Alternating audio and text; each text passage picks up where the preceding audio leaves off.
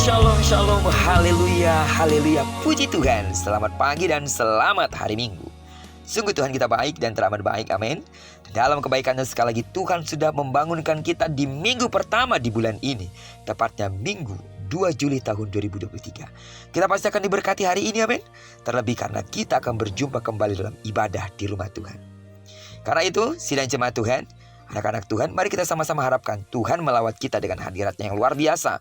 Terlebih karena kita juga akan menerima pelayanan perjamuan kudus hari ini. Percayalah, Tuhan akan melakukan sesuatu yang besar atas kita.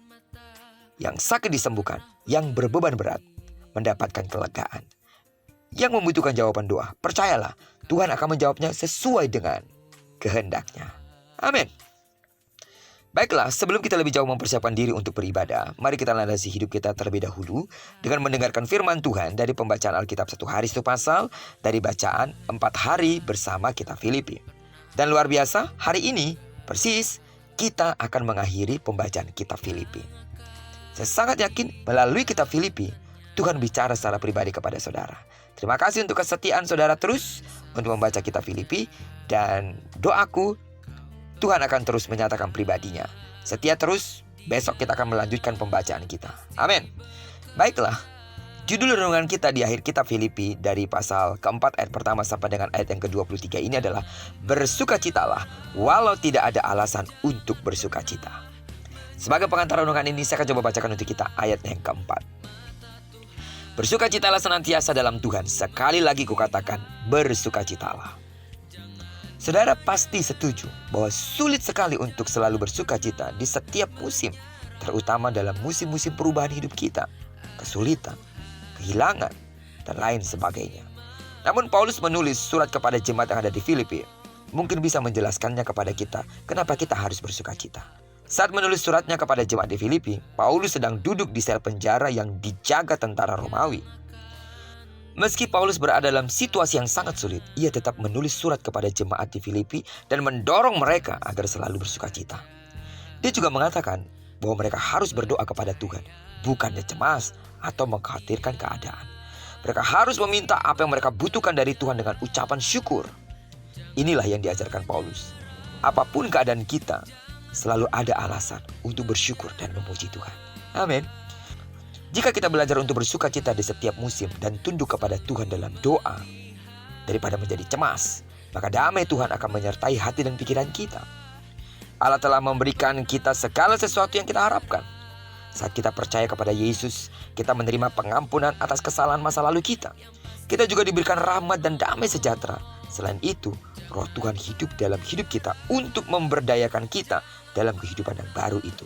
Semua itu adalah alasan mengapa kita harus senantiasa memuji Tuhan dan bersukacita. Tidak ada yang dapat memisahkan kita dari kasih Allah. Amin.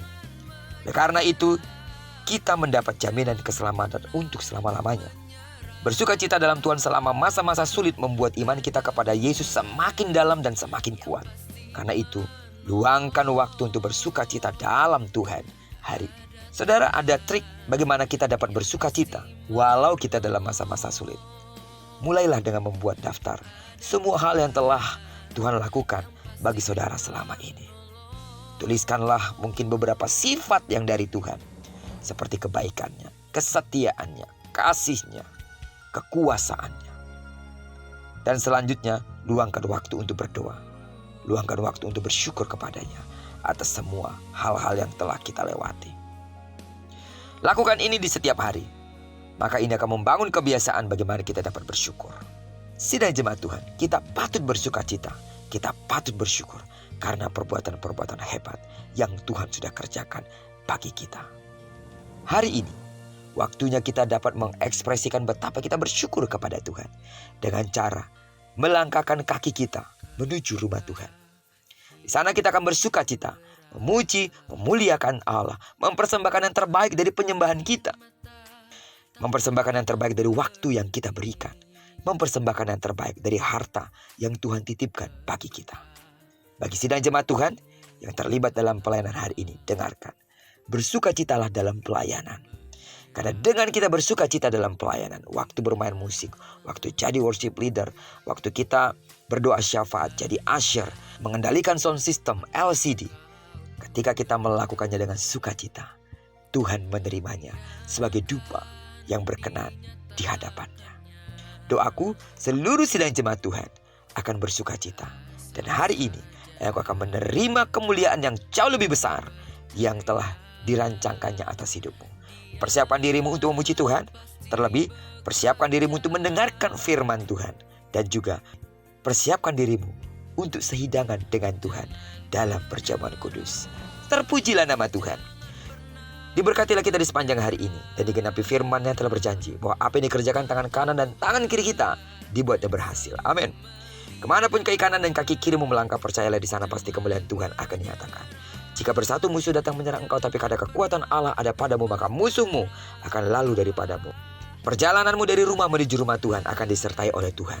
Bagi sedang jemaat Tuhan yang hari ini sakit, tidak dapat beribadah untuk datang ke gereja, dengarkanlah, dalam nama Yesus, sembuhlah. Nikmatilah hadirat Tuhan meskipun engkau beribadah secara online. Persembahkan yang terbaik bagi Tuhan lewat penyembahanmu. Diberkatilah kita bersama dengan orang-orang kita kasihi, serta bersama dengan orang-orang yang kita cintai dimanapun mereka berada. Terpujilah nama Tuhan. Shalom. Selamat hari Minggu.